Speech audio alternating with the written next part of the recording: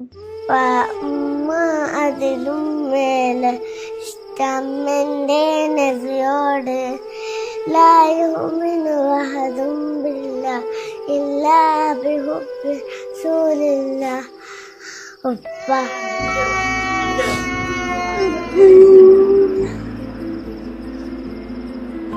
വേദന കൊണ്ട് സഹിക്കാൻ പറ്റുന്നില്ല. എന്റെ 2 മക്കളും രോഗികളാണ്.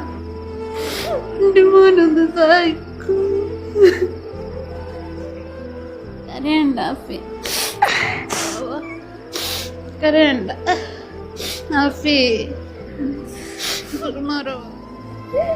പ്രിയപ്പെട്ടവരെ, വളരെ എമർജൻസി ആയ ഒരു വീഡിയോ ആണ്. നിങ്ങളെല്ലാവരും എത്രയും പെട്ടെന്ന് നന്മകൾക്ക് ഇരട്ടി പ്രതിഫലം ലഭിക്കുന്ന ഈ പുണ്യ റമദാനിലെ ലൈലത്തുൽ ഖദറിന്റെ അവസാന ദിനരാത്രികളിലൂടെ കടന്നു പോകുമ്പോൾ തന്റെ ഉമ്മ തന്റെ 2 പൊന്നുമക്കളും മാരക രോഗികളായി ചികിത്സിക്കാൻ പണമില്ലാതെ നമ്മുടെ മുമ്പിൽ നിറകണ്ണുകളോടെ ഈ കാഴ്ചകളൊക്കെ നിങ്ങൾ കണ്ടോ പ്രിയപ്പെട്ടവരെ?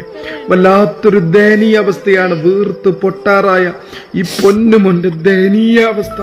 പ്ലീസ് ഈ വീഡിയോ നിങ്ങളെല്ലാവരും ഒന്ന് പരമാവധി ഷെയർ ചെയ്യണം.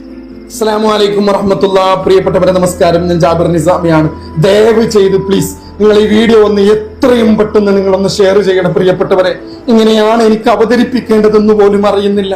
ഈ മാതാപിതാക്കൾക്ക് പടച്ച റബ്ബ് നൽകിയ 2 പൈതലുകള് ഇന്ന് മാരകമായ ലിവറിന് ബാധിച്ച മാരകമായ രോഗം കൊണ്ട് വല്ലാത്തൊരവസ്ഥയാണ്. ഈ കാഴ്ച കണ്ട് നിങ്ങൾ പ്രിയപ്പെട്ടവരെ, ഈ പൊന്നുമോന്റെ വീർത്തു പൊട്ടാരായ ഈ ലിവർ ഡാമേജ് ആയി എത്രയും പെട്ടെന്ന് ഈ പൊന്നുമോന്റെ ലിവർ മാറ്റിവെച്ചില്ലെങ്കിൽ ഈ പൊന്നുമോൻക്ക് വല്ലാത്തൊരവസ്ഥയാണ്. പ്ലീസ് ഇതൊന്ന് പരമാവധി നിങ്ങൾ ഷെയർ ചെയ്യണം, പരമാവധി ഷെയർ ചെയ്യണം. വളരെ എമർജൻസിയാണ്.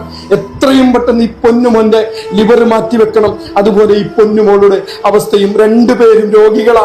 ഈ മാതാപിതാക്കള് അള്ളാഹു 2 മക്കളെ നൽകി. പരീക്ഷണമാണ്. യാ അല്ലാഹ്, ഇതുപോലെ ഒരു കുടുംബത്തെ നീ പരീക്ഷിക്കല്ലേ റഹ്മാനെ.